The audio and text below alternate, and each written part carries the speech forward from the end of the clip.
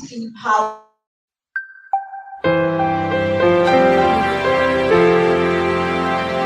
the fact that those that are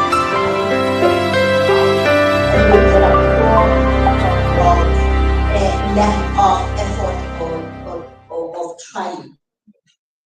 But rather than dwell in doom and gloom, this is really a moment, especially because South Africa and the AU has now joined the club of 20, for Africa to speak in a united voice. That is the first thing that I want to suggest. And there are two ways in which, in my view, Africa is to speak in a united voice. I mean, one of the things that happens when we are in gatherings like COP is the fact that we go very fragmented. And every country wants breadcrumbs to what is being offered on the table. Here is a moment where South Africa and the AU need to come together and really start putting issues that concern Africa on the table. We can be very divided as South Africans, but if Twitter is any indication, yesterday when we got that little clip from the American president about the things that are happening in our land, the unity that came to say, first, we are a sovereign country, and do not touch us where land is concerned, because this carries quite a lot of deep-seated hurt about dispossession. Now, this was about South Africa, but I think the same unity that was evident yesterday is the same unity that we need to show about the scramble for resources in Africa where we are portrayed in a particular manner. So the first thing is speak as Africa in a united voice around key issues that Brazil fortunately put on the table, and additional others like debt transparency and stopping illicit financial growth. The second thing that we need to do is to sort out and put our house in order as Africa.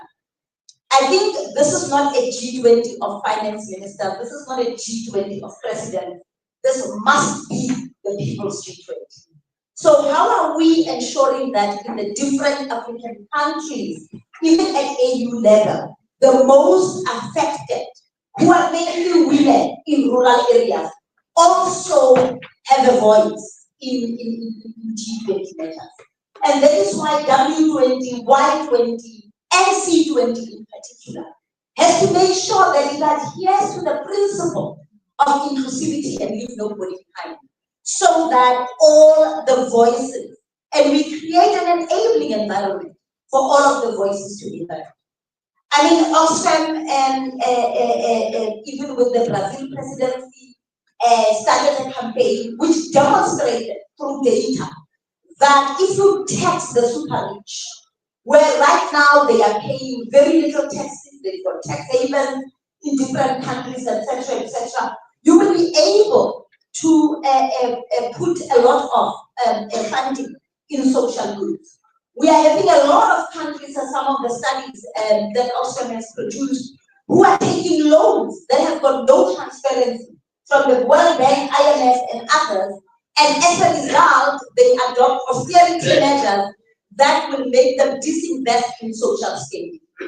We saw Brazil put on the agenda the issues of hunger on the table, and we hope that that agenda is going to be seen to carry forward.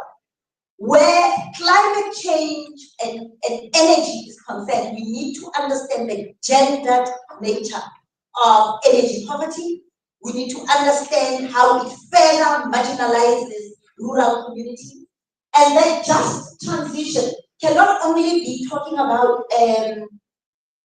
technologies, and we are also going to have to talk about how do we build resilience in communities like in South Africa, Witbank and others that have relied on coal, but now we are saying we are transitioning. So we are going to have to make sure that our economy and the current economy that does not put people and planet at the fore is not sustainable. And I think we implore on our leaders to start putting these issues on the table, but they cannot do this alone. and it can be a top-down approach, the interaction, and definitely making sure that Y20, T20, which are think tanks, and C20 in particular, are able to really take on these issues and make sure that there are working groups that can also suggest some policy directives to all the leaders. Thank you.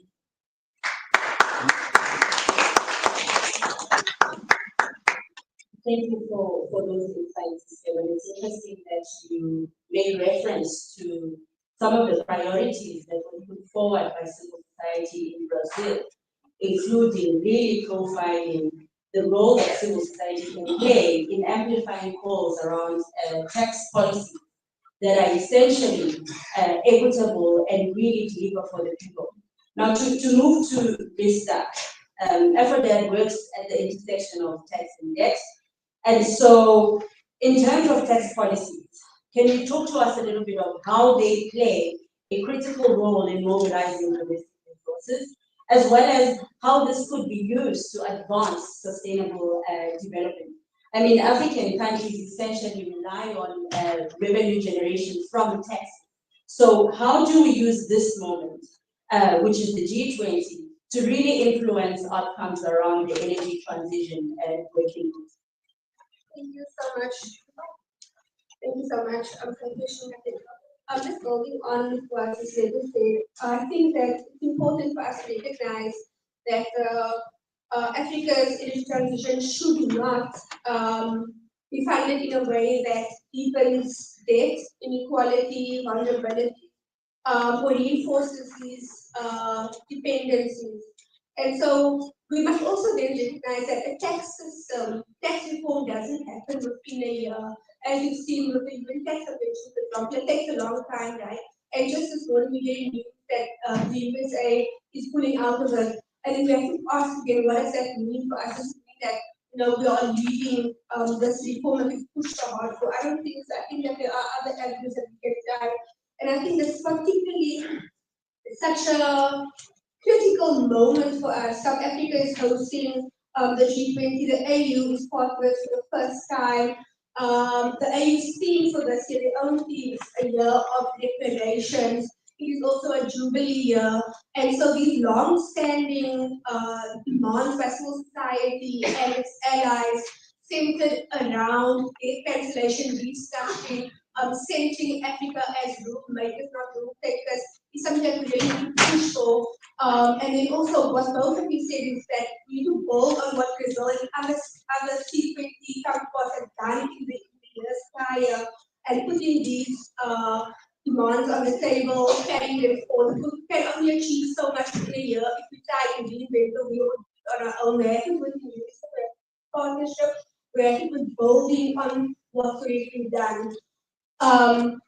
So the demand for climate finance mechanisms that are centered around grant concessions is something that we should be going for. And I think two things that really stand out that we could be pushing for in this year to mitigate further debt in search of a just energy transition would be advocating for climate resilient sovereign debt framework. This was first brought up during the COP27 in 2017, I think. And this basically says, it goes back to 400,000 years. We were saying that if a debtor is unable to meet its payment requirements due to natural disasters, especially biblical times, then there should be the arrangement should then be catered to for that situation. So we're saying today in modern loan contracts, can we do that as well? And again, pushing the global north to their commitments, because we are seeing that this oligarch is super rich. They are just taking and taking and taking and leaving nothing for us. For example, I think it was at the last year's AMI, we had the same conversation where at the mining in Indaba, our leaders actually for the first time came together and said, yes, the global north has had their time to develop, what about us? And we see this unison also between leaders to say that we also need time to develop us on our own terms. So I think it's really a moment for that. And the G20 also provides us not really as a norm and agenda setting space. So it's also for us to push new agendas and to push the envelope on what is being said. So for example, when we're looking at the OECD is a permanent guest to the G20. They come, they're permanent guests of the G20, and that is also where we can say, listen, you need to reallocate the official development aid allocations. That it does provide provisions for climate disaster and risk and mitigation factors. And the same with IFIs, MDBs, multi-development banks.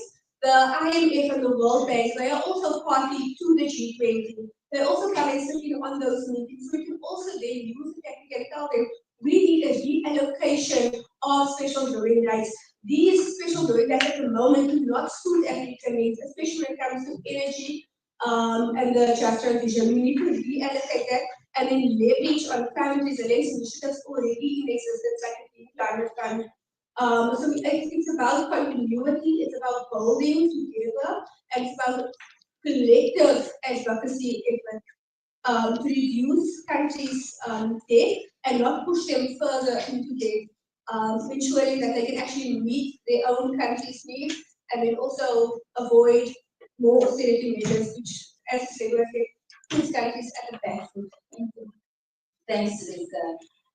We've heard about the gender impact of we've heard about the gender impact earlier from also in South Africa, particularly on energy poverty, and Rista outlined as well that there's a critical role that we as civil society need to play within the conversations around just energy transition. And so within that context, Jennifer, I look over to you to perhaps talk us through your thoughts in terms of, what role can the intersection of new economies presented by the just energy transition really play in addressing some of these gender disparities that we see, particularly given the high levels of poverty, escalating levels of inequality, racial inequality as well. So a little bit of reflections from your side, Jennifer, on where can we locate this work as civil society? How do we influence the various platforms that we have? Thank you for that. I hope I'm audible. So I also thank you for allowing me to add my voice to this conversation. I want to start by saying that as we talk about the energy transition, I think it's important that we ask ourselves questions. A question, the reflections that we've been having since morning, and I think previous answers as well, and which is how are we collectively defining this energy transition? What are we transitioning into and from what, considering our history? But also, what are the politics and ideologies that are informing this transition? But most importantly, and I think also mentioned it as well, are we centering the role and agency of women and other structurally marginalized communities in this process of transitioning? And I think asking ourselves this question then allows us to not take the approach of the energy transition in terms of looking at it as a technical and green energy projects, but approach it about justice. So justice for Africa, justice for African women, but also justice for other structurally marginalized communities thinking about this. And I think this also then allows us to go back and start centering those voices and talk about shifting and reclaiming our power, but also looking at how we can redefine development through colonial, but also in terms of collective well-being, which is something that I will get into later on. And so thinking of that, and as we sit here today, and I know these are statistics that we're aware of in terms of energy inequality, we know that in sub-Saharan Africa, about 650 million people don't have access to energy, but also over 30 healthcare centers don't have access to sustainable electricity. And the problem with that is you find cases where people are dying in hospitals because power went out. Just imagine how tragic that is. You're in a hospital, power goes out, and someone dies. And thinking about it that way allows us to also see that this conversation about energy is not about looking at energy access as a commodity, but as a human right. We will start looking at it that way. And to add on to that as well, I think if we're thinking about this energy transition and bringing in the concept of gender is to say that we also need to look at the grants that women bear when it comes to energy justice. I think it was mentioned already, women are spending more time and resources in terms of collecting fuel to aid in their social and reproductive health, reproductive roles and responsibilities. And also, when we're talking about that, we need to add in the aspects of indigenous communities which have been dispossessed of their lands, but also denied the right to free, prior, and informed consent, and the right to manage their own resources, but also to access the benefits of these that are accrued from their lands. So with that context, the point I'm trying to make is that we need to center women, we need to center indigenous communities, and also other structurally marginalized communities as we're thinking about priorities for the G20, but also more broadly in terms of the energy transition. And now going back to what then needs to happen and how do we bring in the concept of new economies. And I think that we need to acknowledge that we cannot achieve energy justice if we're not acknowledging the harm of and the limitations of the current global financial architecture, which perpetuates neoliberal capitalist interests, colonial legacies, but also patriarchal systems. And this then prevents women from and other structurally marginalized groups. And I keep centering that because it's important that we highlight all these other groups that are being affected by this. It prevents them from shaping their own economic futures. But at the same time, we also need to understand that this system was intentionally created to benefit the top 1%. I think it was already mentioned of wealth inequalities. It was meant to benefit the top 1% at the expense of the majority world. So those are also issues that we need to be highlighting as well. And so we need to understand that in terms of the G20 and the countries that are involved in that, is that we have to have common vision of what we're calling a just world. And this requires that we question and we interrogate the existing power inequalities as well as we think about alternatives. And then also comes in the ideas of the care economy, because we cannot be talking about energy transition without talking about the care economy. And so energy transition or just energy transition needs to acknowledge the care economy in that sense, but also the G20 must prioritize investing in energy solutions that center feminist ideologies and perspectives. For example, they need to redistribute and resource the care economy. So we know that care, it continues to be invisibilized, and also despite the fact that care subsidizes the market economy, and care is what sustains us. We're here today because of social reproduction, we're here because of the care economy, but it continues to be invisibilized. So that's something that we need to make sure that we're transforming in our conversations about energy transition. And then it's also important that we prioritize reparative justice, and I know Rizka mentioned this. We need to be looking at different financing mechanisms, so debt refinancing, debt cancellation, but also prioritizing progressive taxes and thinking about wealth taxes. I know this is something that wasn't prioritized, but it's also important that we highlight that.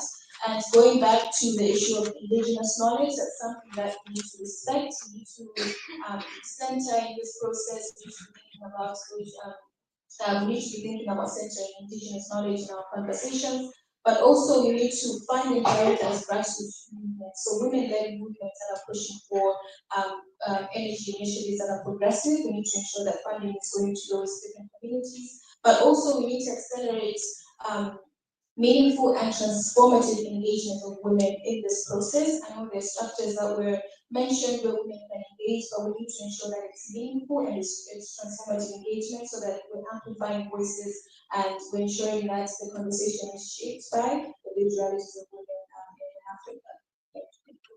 Thank you.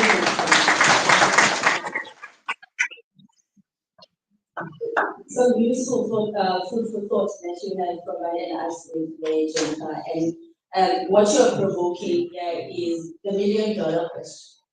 Who pays for all of it? You know, and it's been at the center of all debates and central to the outcomes of the G20 in Brazil was amplifying the need for a concentrated wealth tax and taxing the super rich.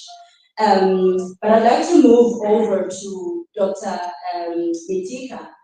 In terms of your reflections, in terms of what should G20 priorities be, particularly for climate change, given that climate change is an intersectional issue? We've heard from all our panelists who've made reference to it as well. But what should we be pushing for, especially in the context of the disappointing outcomes of COP29 in Baku? And also what we're seeing in today's developments with the Trump administration and ramifications therein. So your reflections, Dr. Letitia. Thank you very much, and it is a big pleasure to also share this platform with very ladies with very impeccable information. So it is now the reverse. Now this is what we call the gender, but the small agenda now in the panel is only the man who is the minority leader.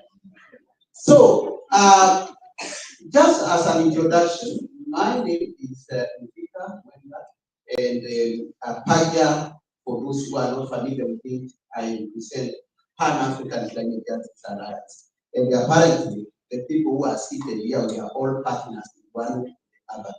So, just speaking from my sister who was just spoken, just as a context, you have mentioned that the G20 was established in 1999, but we have to ask ourselves, why was it established?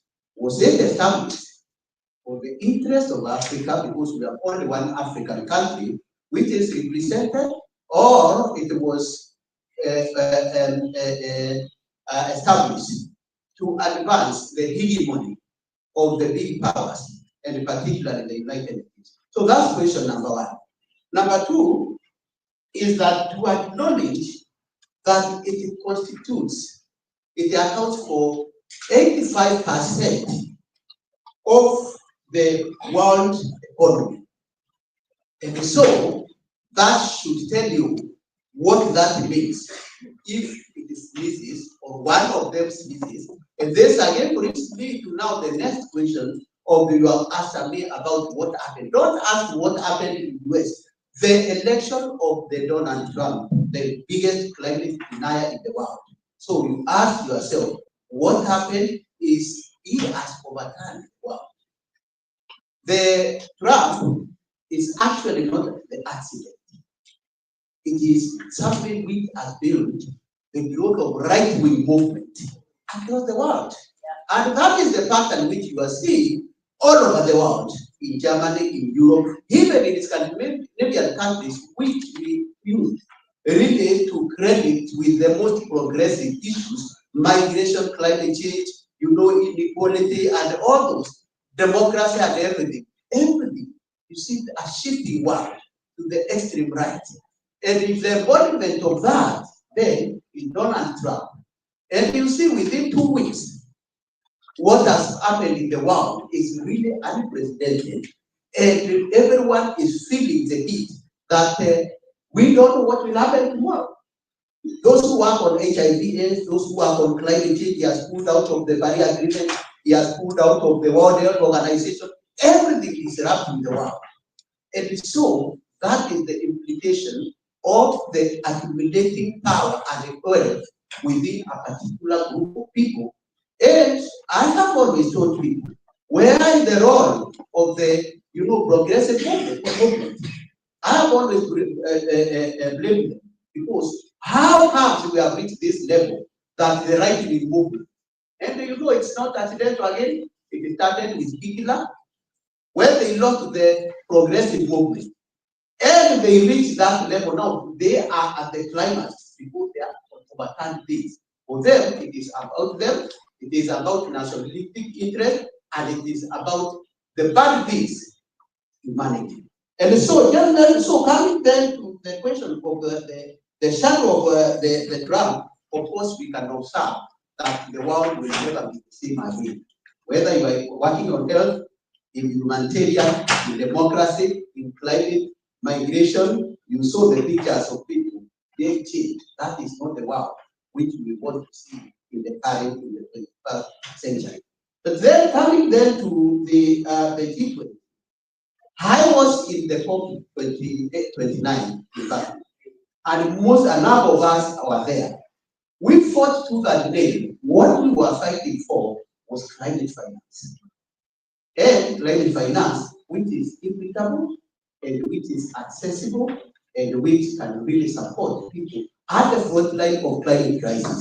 And those people are every crisis I have seen. Those are the same people who are at the front line of the mining challenges we are addressing today.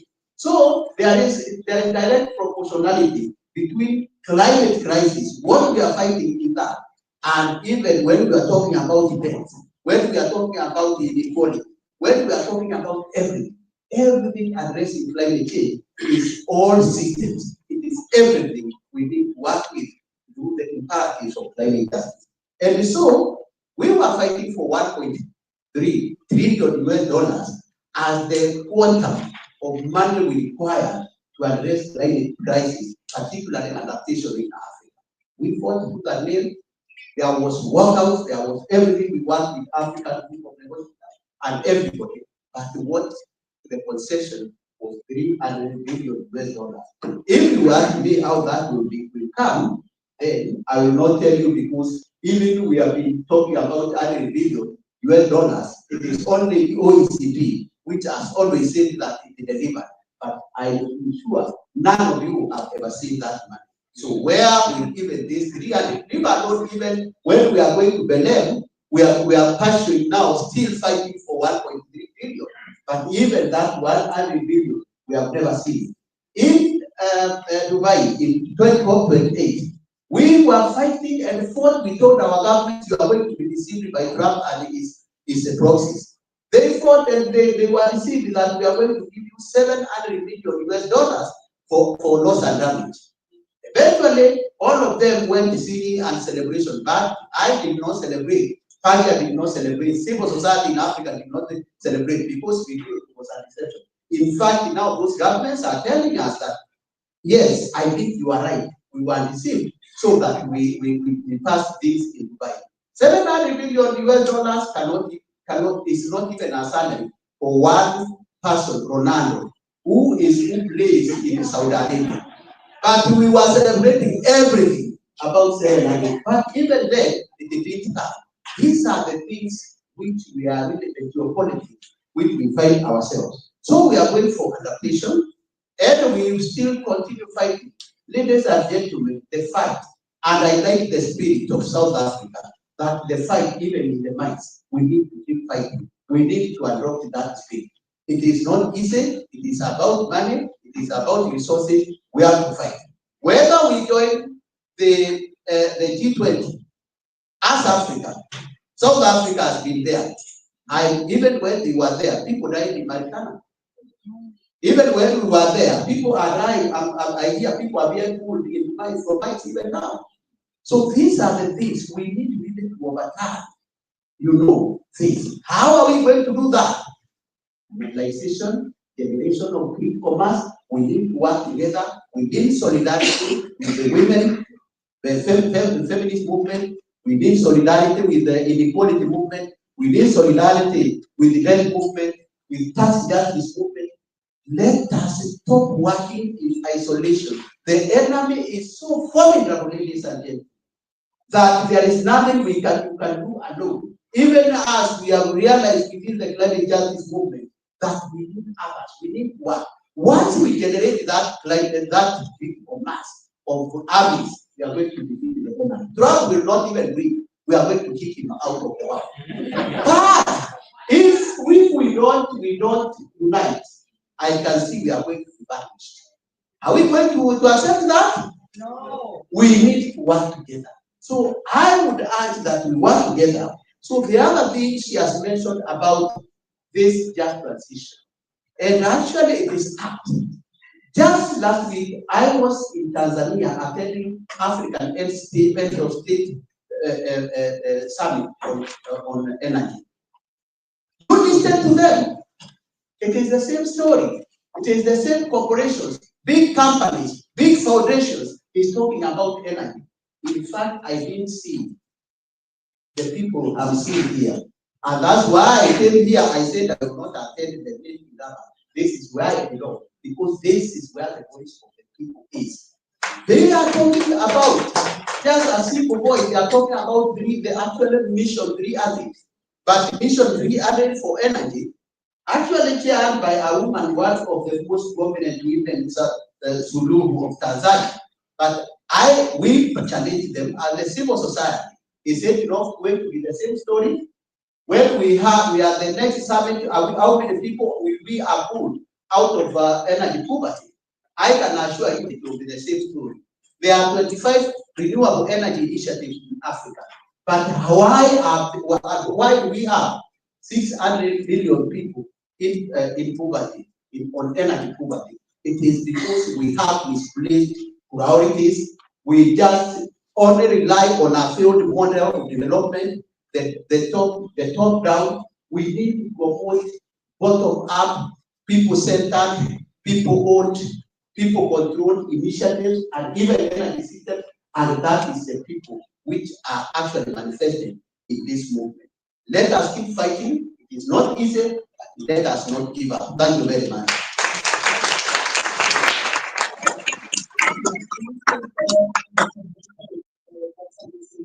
So before we move to wrap up, I also want to give an opportunity to the room, the little time that we have left, to contribute to the discussion as well.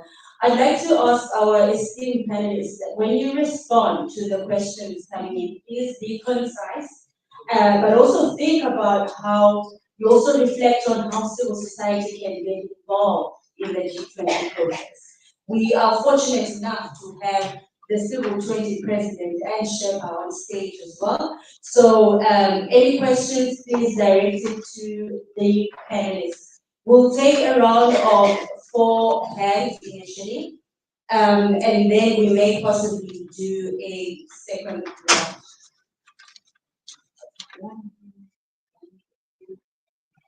Do we have roving mics in the room? Roving mic support in the room. Covering my guys, figure it out. Oh, there you are here. Great. So we have one hand here, the next one there, and we have 2 on that side. So we will come back to this actually. Yeah, thanks to the panel for, I think, a good setting of priorities for G20 and civil society. Andile Zulu from the Alternative Information Development Center, and just 2 points, most of them questions that I think are quite crucial for the room in general. I think one thing that we have to be worried about when it comes to the just transition partnerships is not just the issue of debt and the then outcome of austerity, but we have to be concerned about the conditionalities through which we get finance. In other words, what are the terms and conditions in which finance is given? Because right now, the paradigm of finance is de-risking. The World Bank and the IMF gloat about this all the time. They say in the instances where you can't get domestic resource mobilization, we're going to de-risk green energy projects. In other words, we're going to make them as least costly as possible for investors, and then we'll externalize the costs to citizens. So we're going to lower minimum wage, we're going to get cheap labor, we are going to commodify public services, we are going to privatize state-owned enterprises, and so on and so on. So I think that's something that we really need to look out for, because what this is, it's structural adjustments under the guise of trying to solve the climate crisis.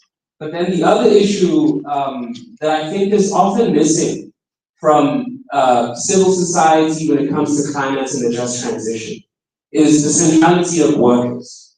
Because throughout the whole day, and even in this panel, we're asking questions of how are we going to get them to pay climate reparations? How are we going to get them to change the way in which they give us finance? These are some of the most powerful nations backed by some of the most powerful capitalists in the world. They won't listen to you unless you make them listen to you. And the unfortunate reality is that they cannot make profits without workers. Workers are a vital tool for them to be able to extract, to make profits, to build wealth. And it has only been when workers are organized, militant, and democratically conducting themselves and suspending their labor are you actually able to get leverage against those private institutional investors, against capitalists? So I think we as civil society have to ask ourselves, how do we begin to help building within Southern Africa and beyond the continent a militant democratic workers' movement that will scare institutional investors, capitalists, and states in the global north to the point where they have no choice but to listen to you, because if they don't, they will lose profits and their ability to accumulate wealth.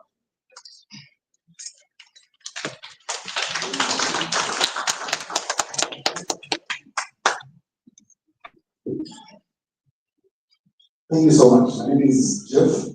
I'm coming from the Zambia activist and president in Zambia. I'm doing my legal studies to the rest of that. My question is on the G20. So everyone, I'm doing my legal studies, and you understand that a poor man has no choice. You can't tell a poor man to sit down because he will do what it takes to get the food.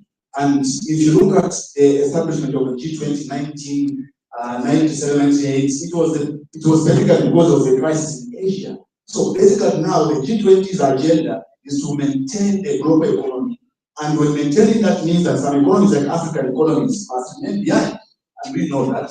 So my question is, as organizations present here, what are we doing to ensure that our programming to respond to some global body meetings like the COP, these are progressive meetings like the Davos economic meetings where people go and have fun, go and have for these flights and come back every year. I don't trust those meetings. So what are we doing to ensure that our programming at the local level are informed by the people we represent?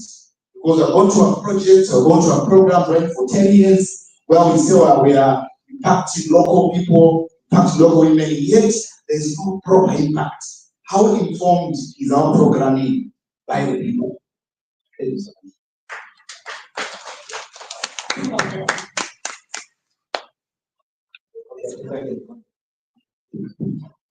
Okay, my name is Indaba. I'm coming from Zambia, from the Center for Trade Policy and Development.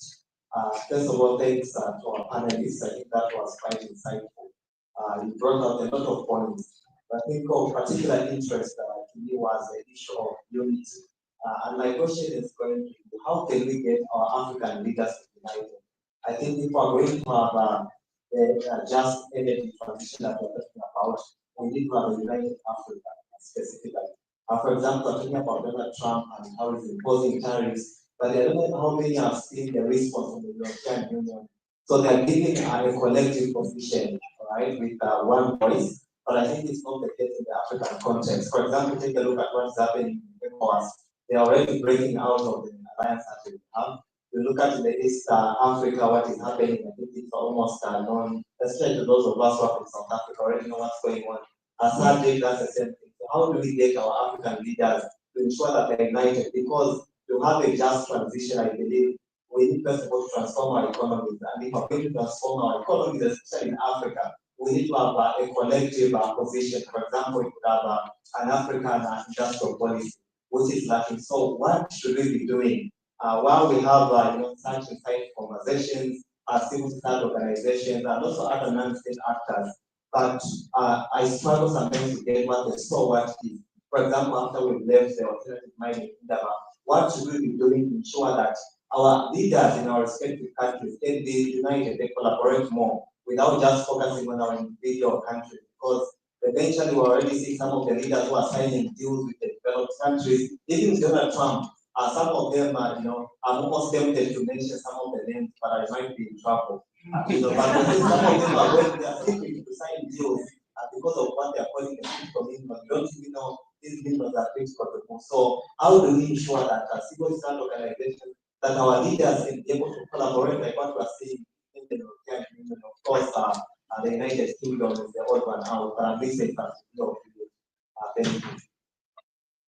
There was one last hand that side, and then we'll come back to the panelists to respond. Comrades, I'm also mindful of time. We are being squeezed a little bit, so let's be concise in our input so that other comrades can also have a chance to contribute. Thank you.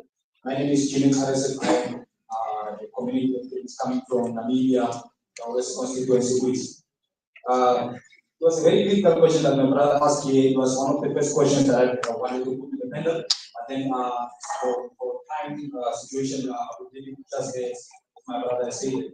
But then I just want to dig a bit deeper into this beautiful booklet known as the Model Law on Mining on Community Land in Africa. My brothers from Zimbabwe, I think you must be aware of this wonderful book that has been established through the years of 2013 to 2016.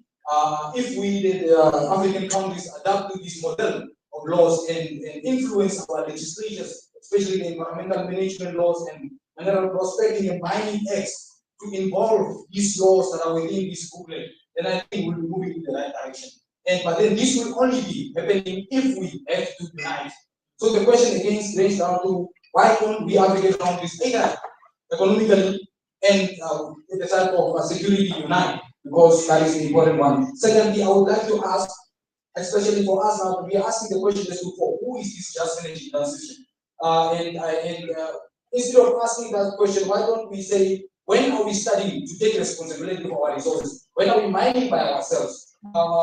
We have got an example case study of a community of women that is gathered to decide they are going to establish a team processing plant in which they are going to process things by themselves, and then they are going to sell it just like other people are doing instead of working. When are we going to adapt to models where we implement such projects in each and every African country to assure that we are the ones that are responsible for mining activities in our country?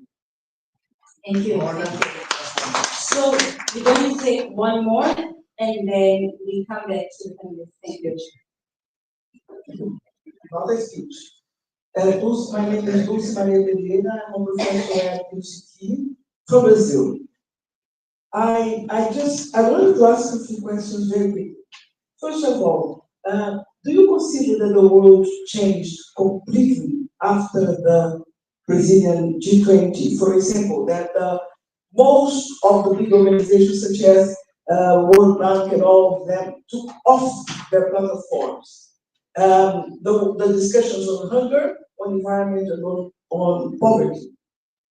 Secondly, are you considering that the G20 is a meeting of states? And in Brazil, where we were able to include hunger because it was an agenda of the president. I coordinated the women's, technically, the women's group, the first women. And we were able to keep a state's debate pushed with the scientists, pushed with the feminists and with the women's movements. Because we had a government at that time, and I'm not saying that the government is perfect, but at that time we were able to really engage the feminist movement and women's movement with the government to organize the first document we organized. And we had to fight with the countries. Except in South Africa, who supported us at that time, we had to really fight with other countries in order to keep basically the document. And we were only able to do disasters because civil society, against the will of the government, really mobilized, that whole country with an agenda on disasters. That's why that document on disasters is part of that. And then, if you are aware that the issue of taxes is now something not to talk about anymore. So how? I think that one of the main issues, and that was what I was asked, because it was also very complicated with the government. How civil society is going, what's the strategy of civil society to convince the government not to boycott the civil society's movements on that? Because even in Brazil, if you think, for example, the youth movement and all the other civil society groups were included after a long time of very, very active struggle of civil society. Finally, what are you thinking about the women issue? Because the women's group of the traditional group of women, G20, is a group that is organized by business women, and they are there to defend their interests. So we fail on that in Brazil. I came for it because we were not really able to have a strong organization of women, women in civil society, you know, and the feminist movement. So please, how are we going to do it? You know, and count on us. Great, thank you. Thank you so much for that.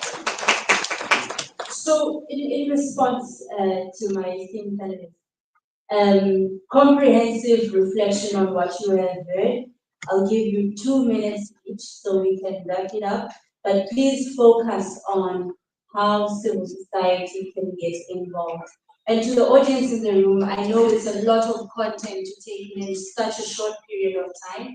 We have a dedicated time as well tomorrow through the Ideas Lab, where we will unpack some of these demands and what this really means for us in our programming, in our engagements with women's groups, and mobilizing civil society as well. So we will have dedicated time to unpack it and formulate our own demands, particularly on key questions on the energy transition. Over to you. I'll start from the right towards the left.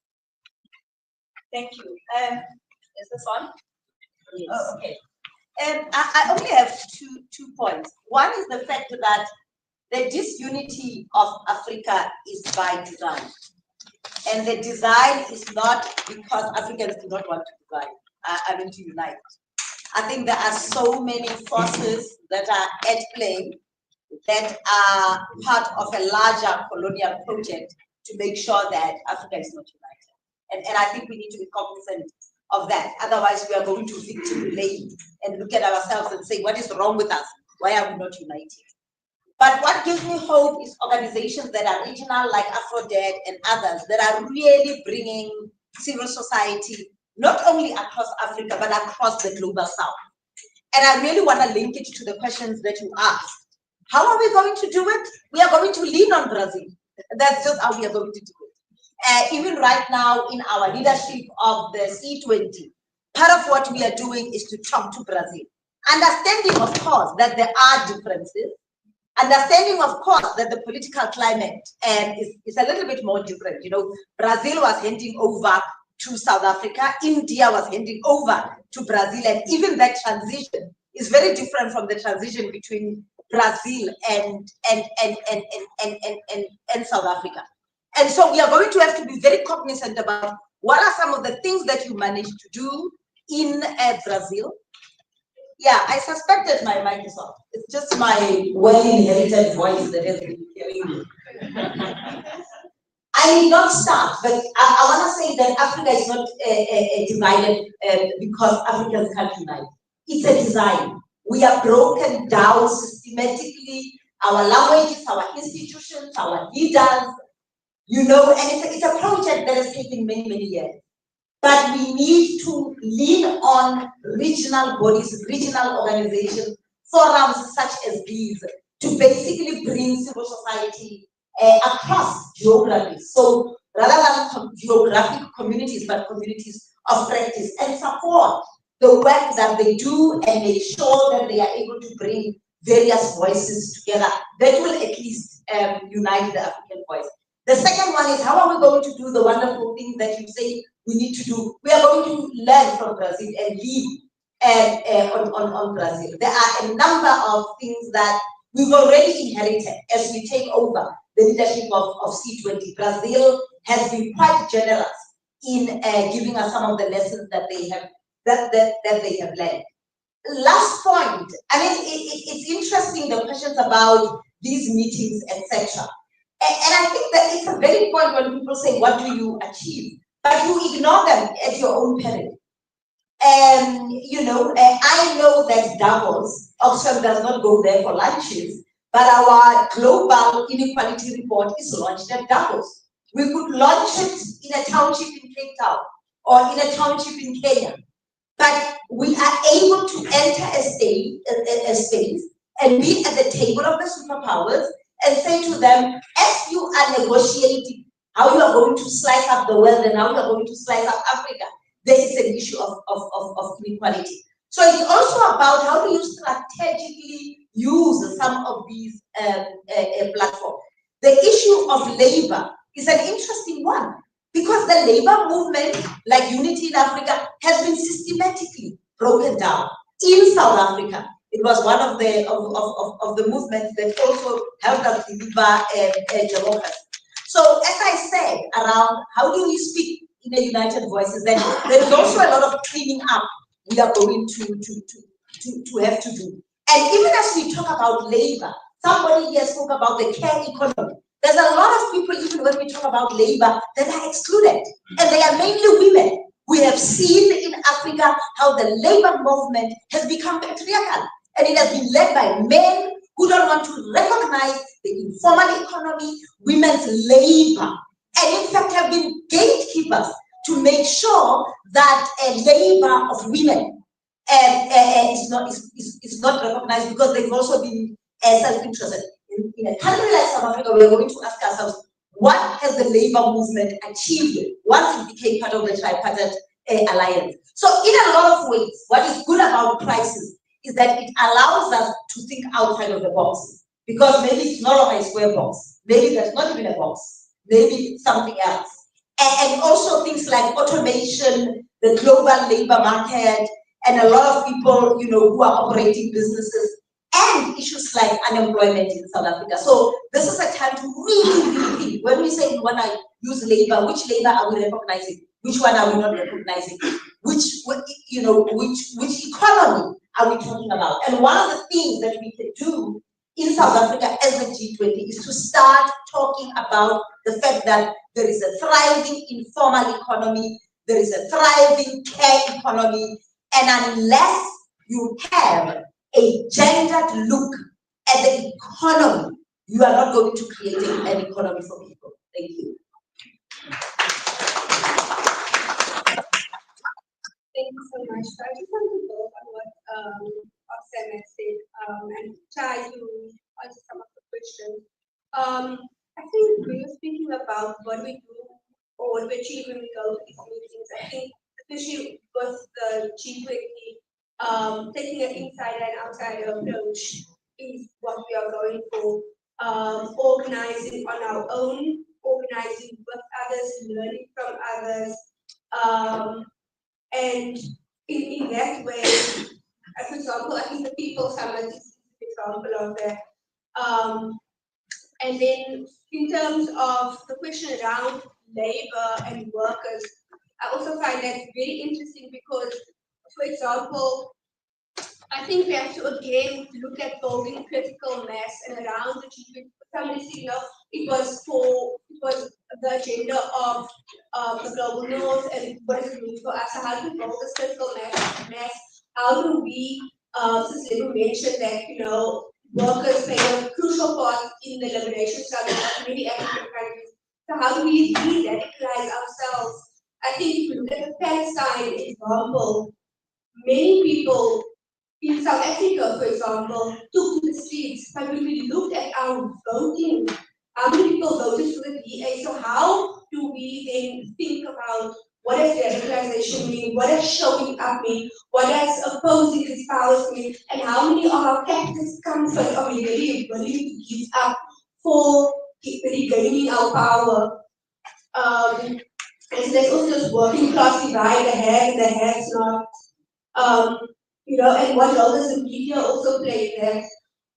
So again, it goes to the issue of unity. How do we unify Africa? Because this is a G20 for and by Africa. The G20 is a norm and agenda setting space. How do we come together to push the agenda to change those norms? So we have to think strategically going back, trying to answer your question. Thank you.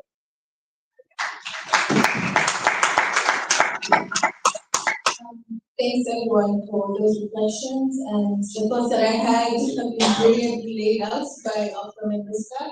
But I think what's important is to recognize that if we're going to build regenerative economies and well-being economies, we need to build a movement of movements. So we need to connect to labor movements, we need to connect to the debt movement, the climate movement, women's movements, feminist movements, and come up with our collective vision of what we're calling this well-being economy and take a systems approach. We cannot do this in isolation. We have been, but like what was mentioned, being designed that way, and I think it's time that we call that out and start to connect with each other. I think there are a lot of spaces where we come and connect, so the army is a good space where you see the connections with the climate, we talked about the gender connections, and there are other spaces as well where we meet and connect. So I think it's important that we continue to grow the movement, but also it's important that we highlight feminist consciousness raising when it comes to these issues, so that we understand the systemic issues and where they're rooted from, and also come up with progressive demands and alternatives to the current reality right now.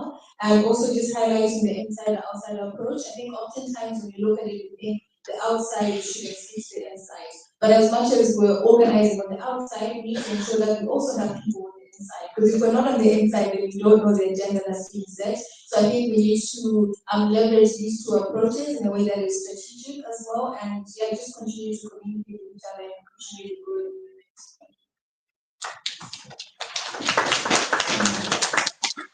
So a number of questions were asked, some of them were rhetorical. So I go direct to what do you do as a civil society organization. First, let me say that we cannot unite African leaders. African leaders, most of them are proxies of external powers, and we need to give up on them. I don't support military takeovers of government. Look at what is happening in West Africa. It is the movement of young people which are saying enough is enough. I think first, then we have the power of young people, where you can imagine the demography of Africa. 65% of young people of Africans are 35 years and how do we tap on that demography? But also, the issue then of African priorities is we have a good in doing policies. I mentioned that I was in Tanzania. There was a very beautiful Dar es Salaam declaration. There is going to be African Union meeting next week. The ends of state, that the 8 ends of states and governments of the African Union. There are a plethora of them. All of them have a declaration or a decision. They do it and they wait for another year to draft it and then do another declaration. That is not the African one. We want transformation and we are given up. And so, my very few points about civil society organizing is this. Number one, we need to strengthen North-South collaboration. So how our allies in Brazil do it, how our allies in US, and because it's not only about Trump there. In fact, half of the population is opposed to them. So how do we work with them? Because we cannot work in isolation. So that is very important. Secondly, the South-South collaboration also is very important, but for us in Africa mobilization, without realizing that we cannot work in silos, is very important. And so, the proposal here then is to take example of things. For the G20, we don't look at it at that moment as just a moment. It's not. The G20 in South Africa, there was G20 in Brazil, and it did solve the problem. So we take that as part of the larger process of mobilization. And so we link that with the key moments across the world, including what we are doing here. This should be seen as a build-up here and organizing. And so there are so many key moments, Afro-Dance, for instance, and Tax Justice Network leading us in the FFP4 and link that. We have us working on climate and climate justice, take up on the path on the COP20 and the World Social Summit in Qatar, and all those key moments. So we take them as a journey. By the time we reach COP30, then we will have built a very big momentum, which is going to be again hosted. I hope now we are going to meet with Brazil and ensure that we work together.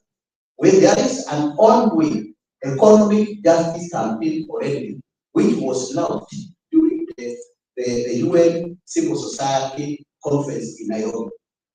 I think because they have identified the G20 as part of that moment. We need to lead that, but the SACCO in South Africa as the anchor of that, the South African civil society and the African civil society, so that perhaps what would emerge out of that would be maybe a body-based organizing committee anchored in South Africa, which I know that the C20 manifests that, but also broadened with other movements, so that we build that, and the South Africa provides leadership, so that when they coming in those breakout committees and those others, we are going to be part of it and building on them.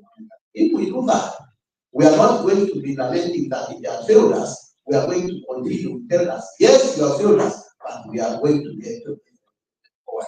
Finally, the final point is how I can see my friend Patrick is working out. We need to take Trump as an advantage. We use him as a mobilization. We want to start a campaign on sanctioning Trump and the US. We ban them from any global meeting. Let them stay, we isolate the US because they think that they are the heart of the world. Thank you.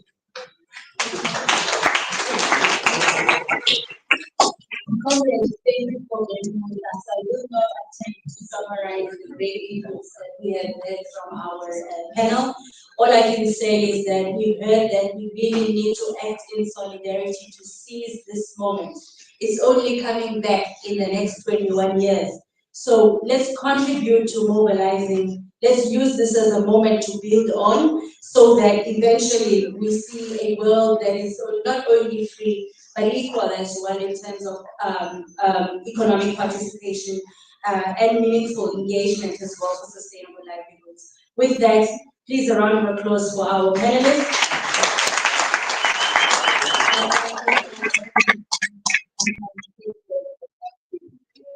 Thank you very much. Okay.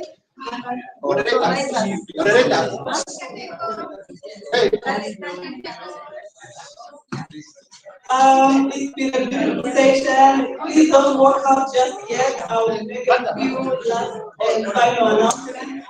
I'll stay silent and take the group photo. Sorry,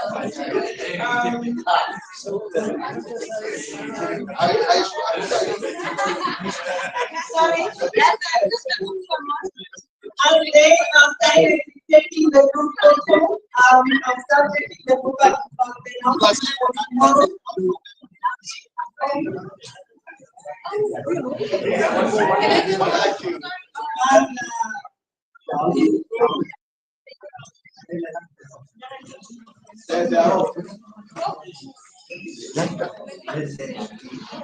All right, thank you so much.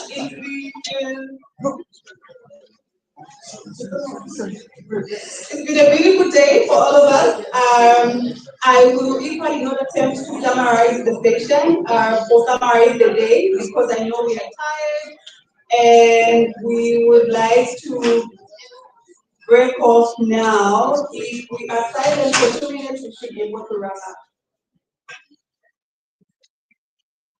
Good evening again. Thank you. So we've had a beautiful day, we've had beautiful sessions. The Army still continues tomorrow and the other day. I think there's been a lot of emphasis on working together. We need to be intentional about not working in isolation. There's a saying I've always believed in: the power of the people is always going to be stronger than the people in power. As long as we stay together, we stay connected. Together, we can. There's been several deep conversations and unpacking the critical question of our time, energy transition for who. There's been information overload. I'm sure we'll have a lot of time to digest it overnight as we come back fresh tomorrow. So in terms of announcements, as we end the day, give me a moment. We have a side session tomorrow early in the morning that will be led by Natural Resource Governance Institute. The theme is driving equitable value addition for Africa in global mining supply chain. It will be held here in the Harlem Hall at 7:30 hours to 9 hours. So this is a breakfast session. Please, those that can, make your way to that session tomorrow. Tomorrow we're starting promptly at 9. We have seen how much we've run way over time today because we started a bit late. So we'll attempt to start at 9 tomorrow, whether we have 2 people in the room or 5. so that we're able to end on time. For the purpose of those that come early, I think it's respectful to respect their time as well, as much as we respect those that come much later. The idea lab sessions for tomorrow will be shared by email tonight. Please check them out, but they'll also be available at the reception desk as you walk in. Please return all the interpretation headsets and recover your passports and IDs before you leave, so that they don't end up getting misplaced, but also so that you don't lose the headsets home.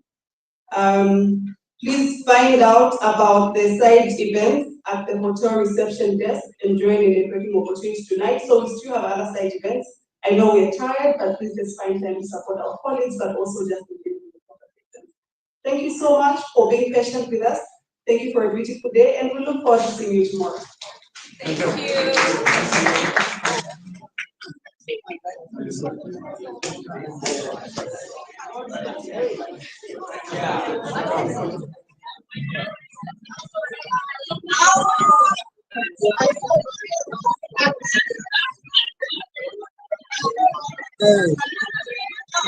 Done for today. What is the school doing? What is the school doing?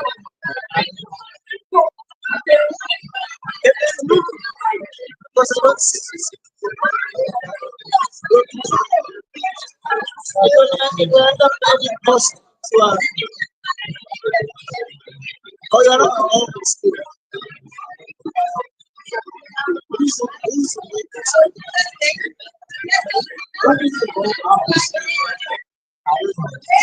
Much, I have no idea. You have no idea. I have no idea.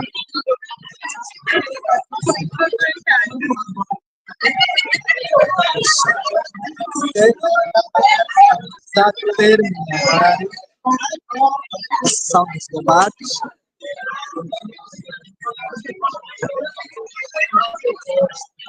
E o dia foi longo, vocês acompanharam. Para quem acompanhou as sessões, o dia foi bastante longo. Debates, amanhã depois acompanhou-se da debates nos grupos e esta sessão.